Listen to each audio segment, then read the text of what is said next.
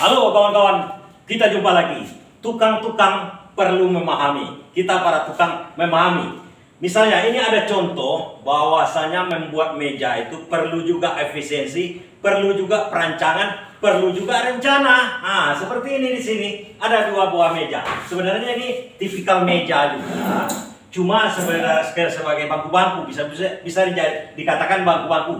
Tapi prinsip pembuatannya adalah meja. Ada kawan-kawan yang ingin membuat meja, itu perlu memperhatikan beberapa hal. Meja dari kayu, itu maksud saya meja dari kayu. Seperti kita lihat, ini adalah meja yang pertama. Oke, meja yang pertama. Baik, kita lihat dari dekat kawan-kawan. Ini mejanya. Ini adalah meja yang pertama. Oke, bisa dilihat dulu sebentar. Nah, ini adalah meja. Baik, dari jauh kawan-kawan. Mejanya kurang efisien jadinya. Kita banyak memerlukan bahan-bahannya. Ini bisa dilihat dari bawah. Bisa kita lihat dari bawahnya dulu. Oke, sebentar. Ini dari bawahnya. Ada tulang-tulangan yang harus kita buat seperti ini. Nah, ini memperbanyak pekerjaan kita. Kawan-kawan yang iseng-iseng, yang ingin buat meja seperti ini, bisa juga kita buat. Tapi ada caranya sebenarnya kawan-kawan. Cara yang paling efisien membuat meja itu, meja seperti ini, rancangannya, kaki kita kalau duduk seperti ini bisa memang kalau gunanya kadang-kadang untuk tempat kaki.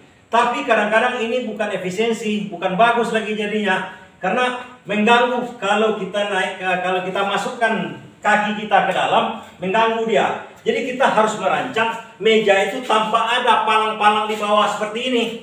Bagaimana caranya? Apakah dia kuat?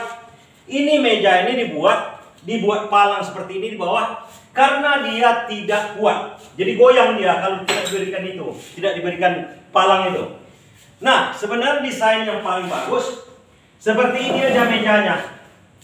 Jadi ini bisa dikatakan sebuah meja kecil. Jadi desainnya ini kita jadikan dari semacam kayu yang jenis pipih papan. Jadi kita tidak memerlukan skor namanya. Kalau ini kita tidak dibuat palang di bawah, kita harus membuat skor seperti ini kawan-kawan. Supaya dia kuat seperti begini. Dan di sini juga harus dibuatkan skor segitiga namanya. Tapi kalau kita rancang seperti ini, kita tidak memerlukan skor. Artinya di bawah ini udah semacam skor dia di samping sini, di samping sini. Kemudian kita tidak memerlukan tulangan. Ini udah jadi tulangannya. Ini alas atasnya. Kalau di sana ada tulangannya di bawah, ini tidak perlu. Dan ini tidak perlu lagi dikasih palang di bawahnya, dipalang. Jadi kalau membuat meja, usahakan kita rancang, kita pikirkan dulu. Jangan asal comot ini meja ini akhirnya asal buat dulu. Dalam pikiran kita kalau tukang-tukang harus ada konsep dulu di dalamnya, di dalam pikiran kita. Berapa ukuran meja, bagaimana bentuknya, bagaimana merancangnya supaya efisien, dan bagaimana supaya cantik dia. Demikian sedikit cara atau tips membuat meja yang kuat dari kayu. Demikian sedikit kawan-kawan ya.